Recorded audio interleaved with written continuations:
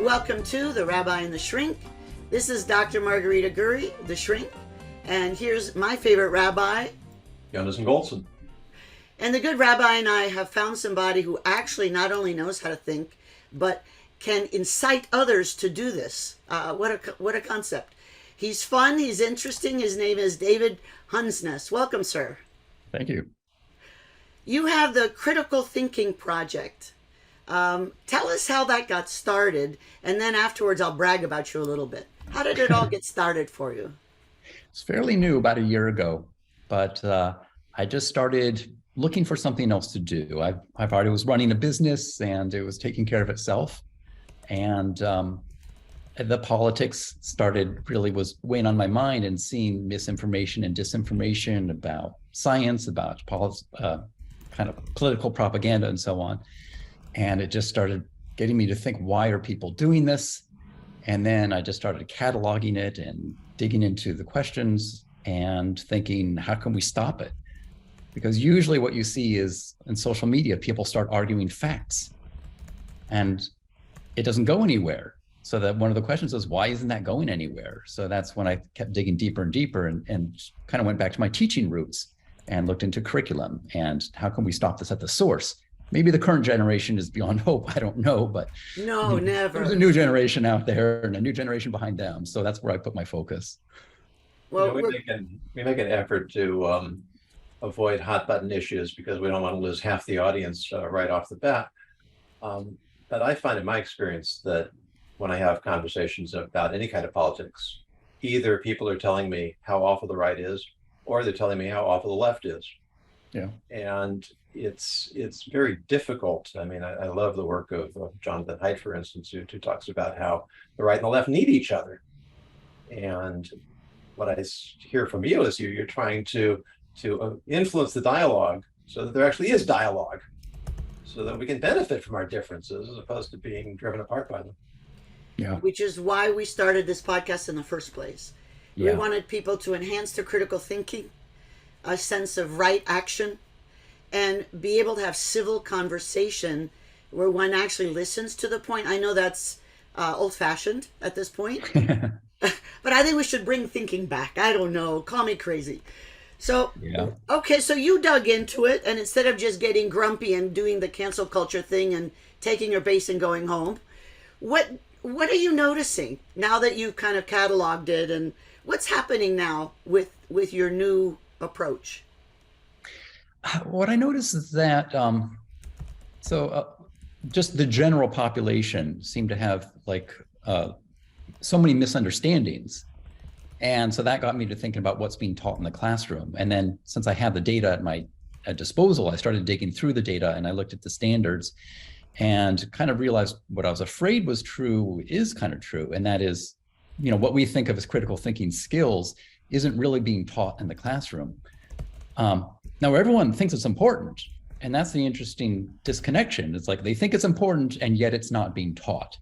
So, I found that the standards aren't very specific about it. People don't know how to define it. And if you can't define it, you can't create a learning objective about it. And if there's no learning objective about it, and it's not in the standards, then the teachers are pressured to follow the standards and not add other stuff that's not in the standards. So it becomes a whole chain reaction. Right, and I think that since it's not being tested so consistently, many of the teachers in schools, I've talked to them about curriculum, about critical thinking, they avoid that because they're not getting paid to score on critical thinking, and they can't afford the time away from the curriculum development time and instruction time. It makes me sad. So the solution is you've come up with Critical Thinking Project. It's .org. I love it. I love your website. It's fun as all get out. You have also Pet Earthling, which I want you to talk about in a second. You don't have a book out right now, but you have many books, and you're an 8 million viewer TikTok guy. 800,000. The views? What? Oh, I see. Were you talking about views? Viewers, yeah. Oh, okay. Likes. Yeah. 8 million likes million. I saw there. Okay. And I think that bodes well for how people are interested in learning how to think. So You also created something that I think is way cool called Jupiter Ed. Yep. Is that the business you were talking about that is going smoothly? Yeah. Yeah, that's what I've been doing for 18 years. That's amazing. It's a platform that it seems like individuals can buy it who are teaching, and it's got all sorts of resources from grading, attendance, all sorts of stuff. I think it's really easy and simple. I'm hoping the whole world buys that one for you. Me too. I think it's. And so I did have one question about that. Many speakers who have ideas have online courses. Can Jupiter Ed be used for those online courses, especially for continuing education points? Yeah, one of the features I am most proud of is a way for teachers to create interactive curriculum. Yes, and that I saw interactive that. curriculum can be text, it can be questions, so you're getting feedback along the way. And then they can embed videos and then make it a series. So they could organize it into chapters and everything and create a course out of it. Well, I thought it was great, and it's very inexpensive, I thought, so it was good. When I looked at it, it was only $10 a month for an individual. I mean, that's a cup of coffee, less than a cup of coffee at some of these fancy places. So I don't know, Rabbi, is that worth it? Is a cup of coffee, should the price of a cup of coffee be worth me learning how to teach better? It's kind of funny how our psychology works, that even $10 will balk at if we don't see the immediate benefit to us. And of course, that's where sales and marketing come in, which is another angle on ethics. Demonstrating to people the benefit that we want them to have from our products. And I think, David, that's what differentiates you, is that you're making this stuff entertaining and engaging. And that's a great hook to get people to actually do what is really in everybody's best interest, no? Yeah. And then the curriculum I've been developing, that was always free from the start because I want to reach as many people as possible. So just giving it away. Well, I think it's brilliant. And I hope that many people continue to follow you, because critical thinking happens to be super important to ethics and to, I think, having a great life. Rabbi, I like the way you talk about critical thinking and ethics, if you wouldn't mind addressing that, sir. Well, one of the stories that doctors heard before, I taught high school for 23 years. And I lived to tell the tale. Yeah. And made ample use of the Socratic method, because I wanted to show students that they could often reason the way to the answers themselves rather than have me spoon feed them. And I've always remembered this one young lady, as a sophomore, very bright, and I was trying to draw some thoughtfulness out of the students, and she suddenly burst out, "Why can't you just tell us the answer?" And I said, because I want to show you that you can get there on your own. So what are some of the devices that you've used to get people to embrace the concept of critical thinking? I think my approach has been deconstructing it into the specific skills. So trying to tackle it as a whole, just ends up being a discussion, and it doesn't have a lot of structure to it. You can try to ask thought-provoking questions. I guess I try to go for the question they weren't expecting, rather than just entering the same old debate and going in circles. Like, well, let's talk about, say, motive. Have you thought about that? Like, what's the motive for the person to act that way, rather than debating the facts or something like that? So that's the way I like to approach it. I think that also teaches more empathy. Like, what is someone thinking and feeling in order for them to act this way, rather than just condemning. But it certainly is easier to just cancel them out with the cancel culture and say, well, they don't know what they're doing. And then we don't have to think, and the solution is right there. It's not a good solution, but I think that's what many people are doing. You made a comment on one of your many amazing posts about disinformation versus misinformation. If you wouldn't mind addressing that. Yeah. So when I look at the most information, I'm seeing the general public maybe having discussions online. So they're not experts and they're often repeating what they've heard. I consider that, it's misinformation. They don't know that it's incorrect.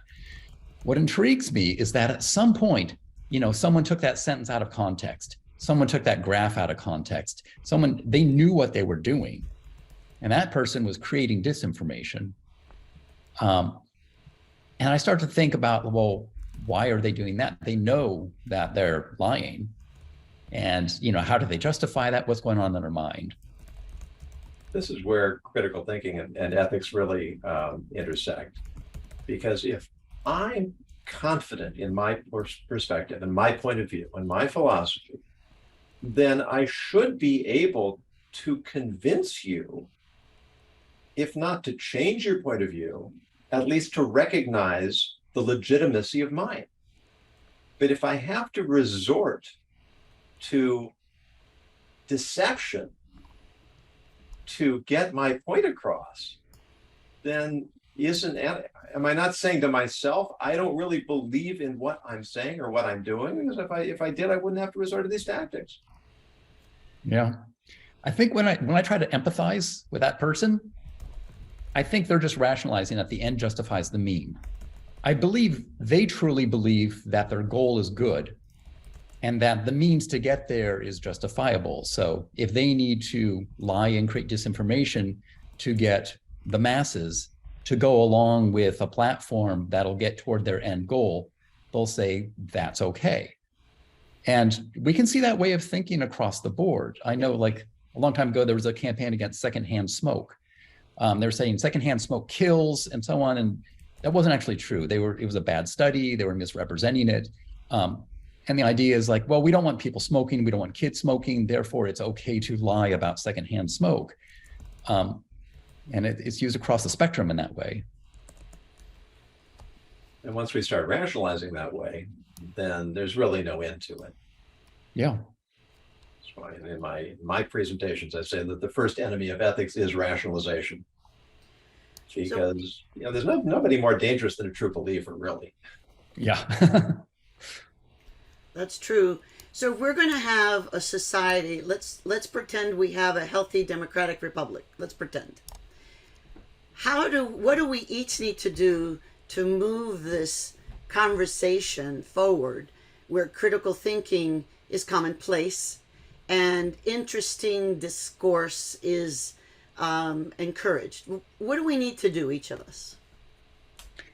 My thought is that right now the general public can be persuaded with misinformation. And because of that, it's an effective tool to create disinformation. You want to cut off the source, make it not effective. In order to make disinformation not effective, you need to arm the general public. And so that's why I think of schools and just getting an entire generation of more critical thinking skills, so that when they create the disinformation, most of the population will say, no, I don't believe that. That just doesn't persuade me. And they'll get called out and shamed, which is something that we used to see more often. If someone did something disrespectable, the population would shame them. And we're seeing less and less of that. It's like, all right, let's move that dial. So yeah, that's where my focus is, on just getting more critical thinking skills into all students. I think you're doing that with some of your work. And I think your TikToks and many of your videos are reaching parents as well. I think it's very interesting. Is there a danger that even if we develop our critical thinking skills, we all have our biases. We all have our political bents. We lean this way, we lean that way, maybe we more than lean. Are we in danger of, just like people are in danger of cherry picking facts, are we in danger of applying critical thinking to support our own point of view, and yes, not so much to see the other side? And how do we compensate for that? Yeah, the way I think of it is, like when I think of a skill, I think of it as a tool, and a good comparison would be like a kitchen knife. That's a tool that you can use for good, and most of the time it is used for good. It can also be used as a weapon. And so if I've got lessons on logical fallacies, people can use that information to try to figure out how to argue with the other side while still committing fallacies. They'll know how to defend themselves against the accusations. They'll know how to throw accusations and kind of learn the tricks. And it could be used for bad, either consciously or subconsciously. But I do believe that overall the good outweighs the bad, and just with enough volume, that will start to balance out. Could you give us an example of a beloved fallacy that seems to be interfering with critical thinking? Oh, how do I pick a favorite? You can pick more than one. Yeah, I mean, I divided it into 33 of them. Oh, pick one, anyone. Yeah, I'm trying to think. All right, the last one I talked about was appeal to common sense. And so this is where people feel very comfortable with intuitive thinking, and analytical thinking takes work. And some people are more practiced in it than others. So it's very tempting and easy to fall back on intuition. And if it sounds logical, it must be true. If it seems hard to understand, it must be false. And so that is both a bias that we have in the way we think, and then when we apply it into arguments, it's a fallacy. So that can come up in a lot of, current event arguments. That's very clear. I wish everyone had your clarity of thought. It's very interesting. And there's a certain inertia that the more something is believed, the more cause there is to accept it. We just had on Jason Pfeiffer, the host of Filter Tomorrow podcast, and he had an episode with a whole list of facts, air quotes for the listeners, that we all know are true that aren't true. They just get repeated so often, right? A goldfish has the attention span of 8 seconds or whatever it is. It sounds right. Yeah. And you hear it, and it's an easy to say soundbite, and it's repeated, and experts are saying it, and after a while, it just entrenches itself in the culture until somebody comes along and says, well, actually, there's evidence that says not like that. Yeah. It's like even then people will keep believing it. One of my favorites to pick on is the drinking 8 glasses of water a day. It was an appealing idea that caught on, and it sounds intuitive. If something is good, then more of something is better. Water is good, more water must be better. And it's like, well, not really. The evidence, that was never from a scientific study, and so on.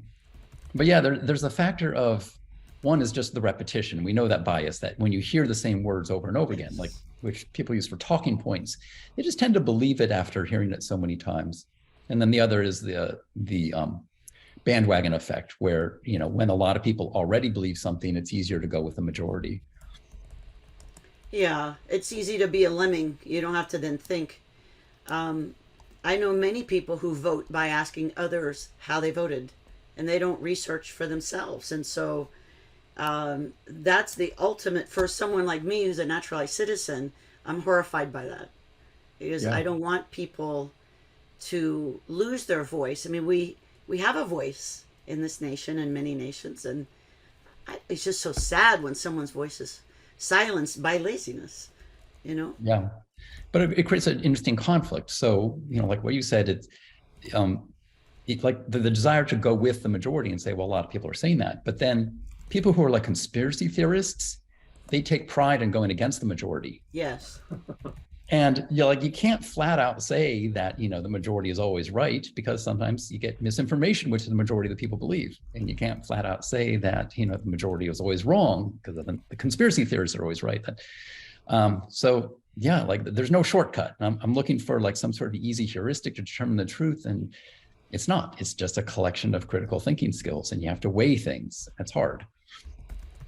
Yeah, there's certain cultural institutions. I mean, you alluded to this, Doctor, that we have 2 political parties, and yet more and more and more we are finding that we're given 2 choices, both of which are absolutely horrific. And most of us seem to agree that both choices are awful and keep getting worse. And yet there's no real hope as yet of establishing a third party. Because, and I heard this so many times, it's a wasted vote. How's that for a fallacy? Well, and I'd say given the mechanisms of the way we count votes, there's some truth to that. But that gets into like another topic of like having, ranked choice voting, things like that. There are other ways that other countries do it that allow third parties to thrive, but the way ours is set up, I've heard some interesting podcasts about how they really do have a duopoly. Mm-hmm. But if I use my vote to vote for somebody I don't like for the sole reason that the other person is worse, I mean, to me, that feels like a wasted vote. Yeah. I'm just supporting a system that's not working. Yeah, that's a tough one. Yeah. It's into game theory.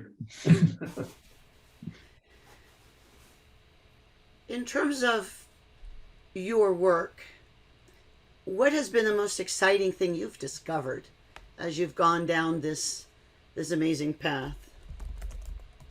I guess the fact that there's an audience for this. When I started TikTok, it was a completely different project. Pet Earthling is about psychology, but in a humorous way. And I put it out there and it really didn't get a whole lot of reaction. And so I thought, okay, well, I still want to talk about psychology. So I'll just do talking head videos.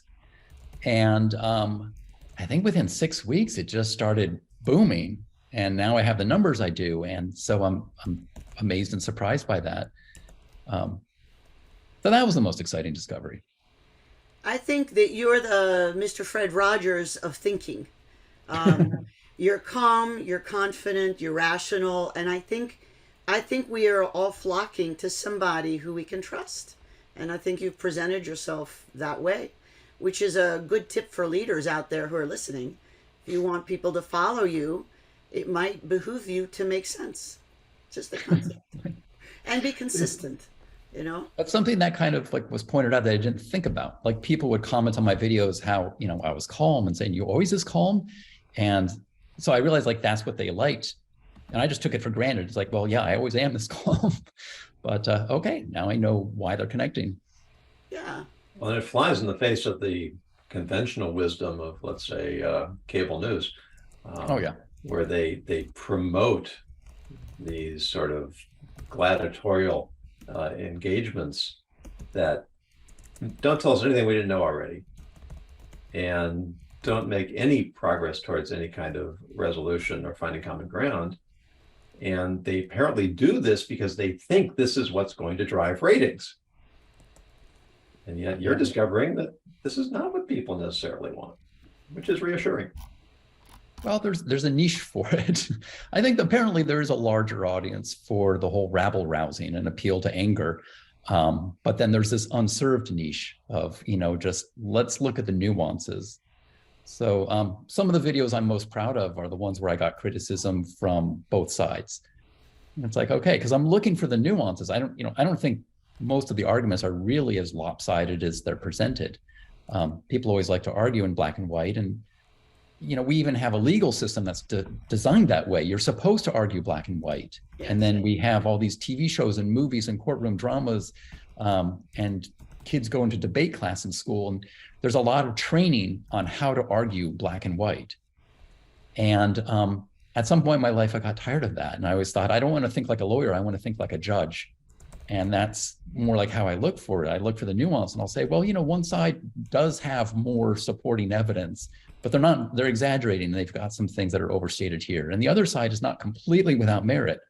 It's not 50-50. I'm not splitting it down the middle, but, I try to call out, those overreaches. As you should, as we all should. Yeah. Well, we applaud you. Well, Rabbi, I think it might be time for the dun-dun-dun word of the day. Word of the day, inspired by our guest, is inscrutable. Ah. Inscrutable, which means great choice, Rabbi.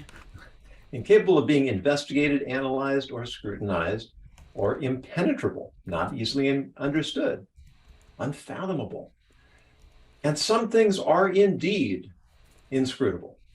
There are mysteries in the universe, in physical science, in human psychology. There are things that we really cannot get to the heart of the matter. But a lot of the things, a lot of the ideas of philosophies that we convince ourselves, especially when we don't like them, especially when they're presented by philosophical, political, or ideological adversaries, we don't want to be able to understand their point of view.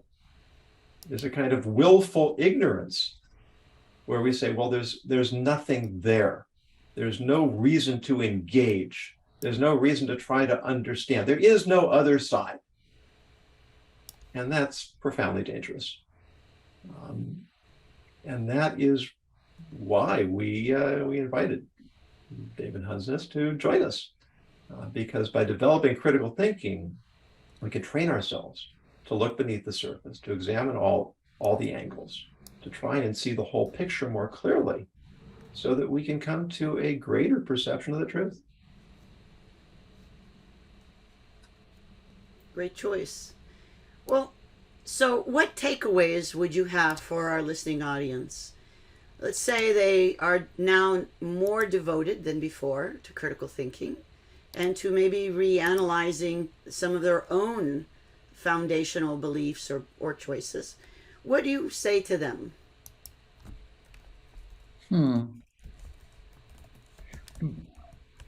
For those who are willing to do self-improvement, obviously that's, the best path.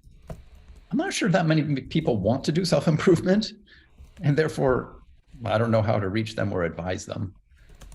I think the one thing that came up though that I saw is like when you are dealing with someone who, maybe doesn't want to believe in, the evidence, this culture we have of mocking and ridiculing, calling them names and insulting them, it's not effective. And it does actually create that divide more. Maybe they're not in a space yet where they're ready to take that leap into critical thinking. But if you're on the other side and, you feel like you've got the skills, I guess a good piece of advice would be don't insult and ridicule and mock. You need to give that person a safe space to return to, facts and evidence, rather than creating a situation where they would be too embarrassed to ever change their mind. Respectful debate, civil discourse, constructive disagreement. I mean, these are the way that we bridge the distance rather than widening it. Yeah. And not shaming people. I think the best way to close someone's mind and heart is to shame them. And it's also very dangerous. They'll come after you every time. It's not shaming is not, I'm Catholic, so it's, my birthright, but, mea culpa, but I think shaming has its purpose, I guess, but not so good in an argument. We had Daryl Davis on, who opened up his heart. He's African American, brilliant thinker and musician who befriended KKK key leaders, and many of them changed their mind and hung up their robes.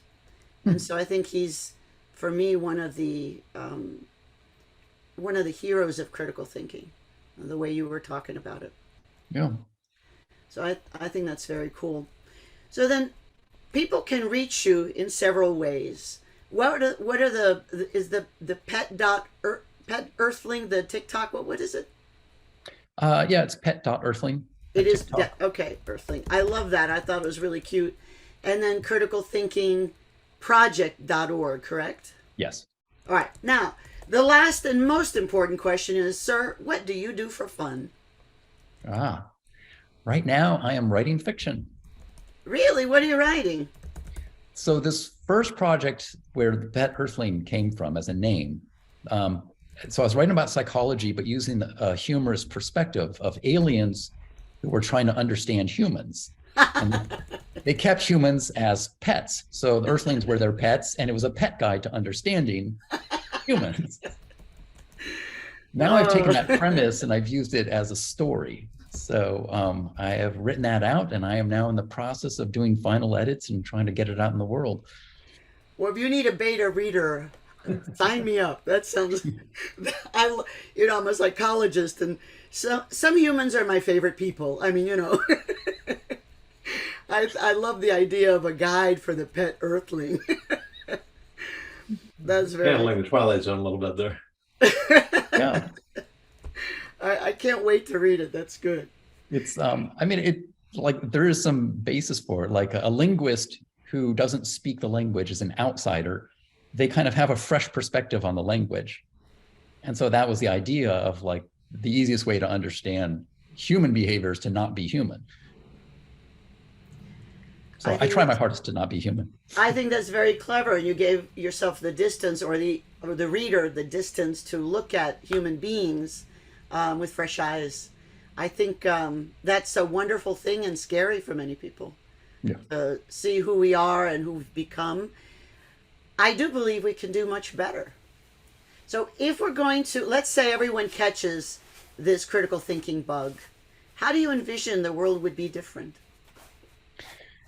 I see it simmering down a lot. Right now we're definitely exploiting a lot of appeal to anger, and so the emotions are intentionally turned up high.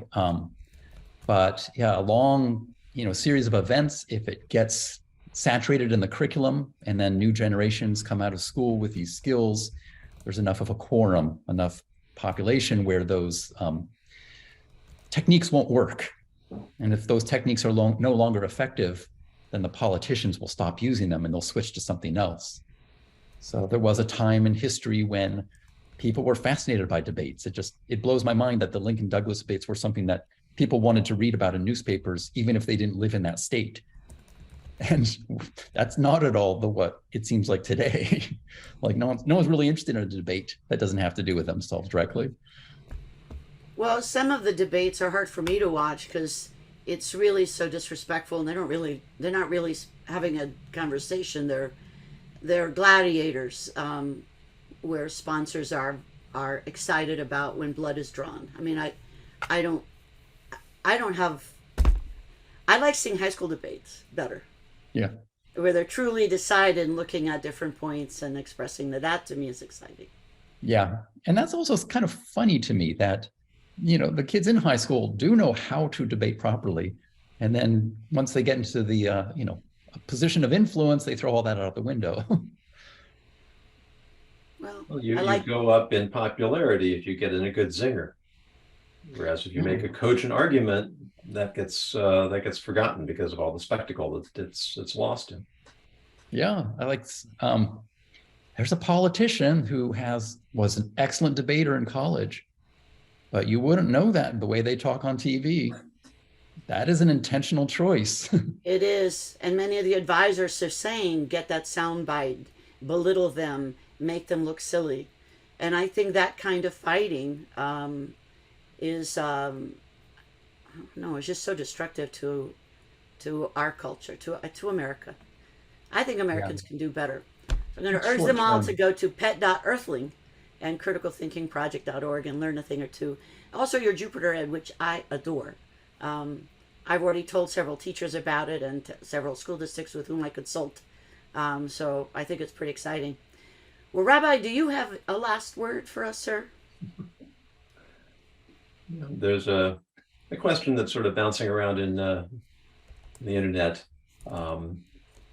Really an idea is live your life for your epitaph or your obituary. And it got me thinking, what do I want have written on my headstone? And it really just came down to 4 words. He made us think.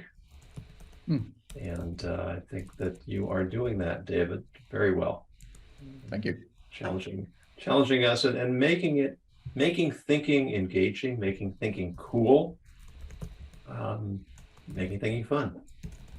If we can promote that, then we're certainly on the path in the right direction. I think we can. Well, we're just thrilled that you joined us. Thank you so much. I can't wait to have a chance to dive into all of your TikToks. This is David Hundsness with the criticalthinkingproject.org. And we urge you all to, one of my critical thinking decisions is follow him, please, and learn. Thank you all. And we'll see you on the next episode of The Rabbi and the Shrink. Thank you for listening to The Rabbi and the Shrink, Everyday Ethics Unscripted. To book Dr. Redshoe, Dr. Margarita Gurri, or Rabbi Yonason Goldson as speakers or advisors for your organization, contact them at therabbiandtheshrink.com. This has been a Dr. Redshoe production.